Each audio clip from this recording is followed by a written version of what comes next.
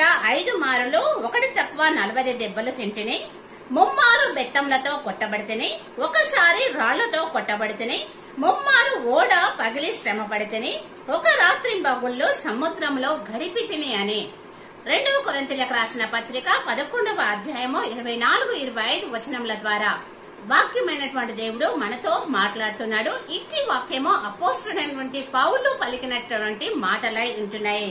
అపోస్తలుడైనటువంటి పౌలు యూదుల చేత 5 మారులు 1 తక్కువ 40 దెబ్బలు తిన్నట్టుగా చెప్తున్నాడు. 3 మారు బెత్తంలతో కొట్టబడితేనే అని చెప్తున్నాడు. ఒకసారి రాళ్లతో కొట్టబడితేనే అని చెప్తున్నాడు.